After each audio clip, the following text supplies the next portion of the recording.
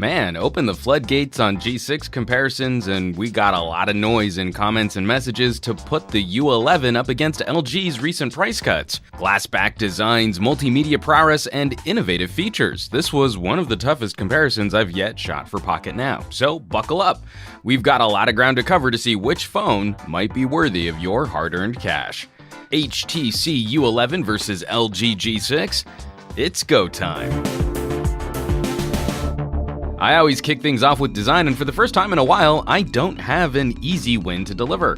Both companies should be celebrated for shaking things up. Neither the G6 nor the U11 resembles efforts from last year. LG has been experimenting significantly, eventually arriving on this tall, skinny slab. HTC has walked away from machined aluminum in favor of a mirror finish rear that looks almost like liquid. It's one of the most slippery phones I've ever held, so use the snap-on case or be careful placing it on an uneven surface.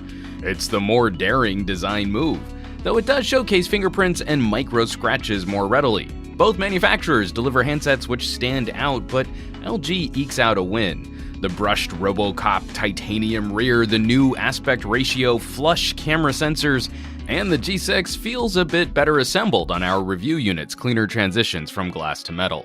Looking at the tech inside, the hardware debate stresses major differences in philosophy, a more flexible lifestyle handset versus a more powerful, focused flagship. No camera tricks, no headphone jack, and twice the built-in storage. The U11 does benefit from that Qualcomm 835 magic, snappier and lower power use. We get a nifty squeeze feature to fire up an app or take a photo, but that's hardly a revolutionary new way to engage with data and services over, say, a customizable button. LG takes the opposite and more adorned approach. Dual cameras, built-in headphone jack, and better lifestyle durability. Though LG has built the G6 around last year's chipset, affecting performance against newer handsets. The U11 takes a win for the extra storage and horsepower, but a smartphone klutz should probably be looking at the G6. Now, LCD to LCD, the numbers sound more impressive on the G6, but overall surface area is nearly identical. This taller design delivers that area in a smaller shell. These two compete really well in overall lifestyle use, though the U11 has a higher maximum brightness and is less temperamental about boosting that brightness in daylight conditions. More content is currently available for 16:9 screens, but taller displays will be all the rage, and LG is ahead of the curve. Mainstays like YouTube and Netflix are already well supported, but game scaling is still a bit rough. I'm usually loath to award based on potential, but we're giving LG the win for the more progressive hardware. And the story flip-flops on software. HTC used to be the king of manufacturer skins, tweaking almost every aspect of the UI. But over the last two generations, this company has walked back the severity of Sense-style alterations. We're pretty close to stock with a few minor additions. HTC's major add-on is a fairly benign software assistant. This little orb floats off to the side when there's relevant information to share with the user.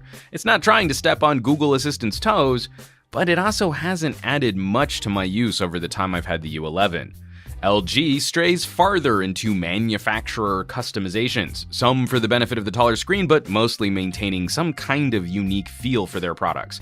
One easy example of where this works is adding a little button for auto brightness instead of forcing a user to go through the settings.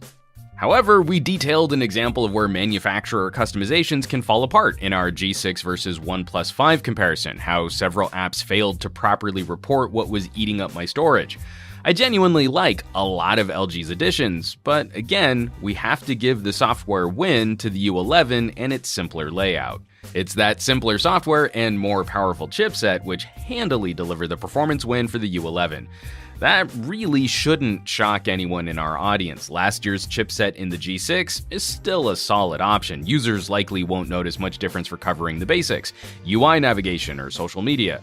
But 2017 is proving to be another good year for Qualcomm. If app developers start pushing the boundaries on services or more graphics-intense fare, you'll be buying a little more future-proofing on the U11. And the camera fight was really fun to compare, again for the wildly different approaches. We have real camera reviews for both phones, and if you want the full scoop, we'd highly recommend you check those out for a ton of real-world samples. To boil this down, each phone's strength is the other phone's weakness. HTC delivers a better auto shooter, which has consistently been LG's main weakness, And vice versa. If you want near professional manual controls, LG is one of the best options available on the market today. The one area where HTC clearly has an advantage is with low light performance. The larger sensor and more even-handed sharpening should produce better night images, though we often find ourselves fighting how bright the camera app can push exposure. Yet, for HTC's excellent main camera features, LG's slightly slower focusing system was often less confused by busy backgrounds, and the second sensor is a wonderful addition, lending significant flexibility to phone photography. There's no clear winner here. A well-focused, streamlined shooter, a more flexible array of sensors and controls, and both with phenomenal audio recording options. They will appeal to different audiences, but you can't really go wrong with either if you know what you're in for. Moving to audio, speaker tech is an easy win for HTC, bringing back the dual earpiece and bottom-firing speaker. It's not true stereo, but it's more nuanced than a single speaker.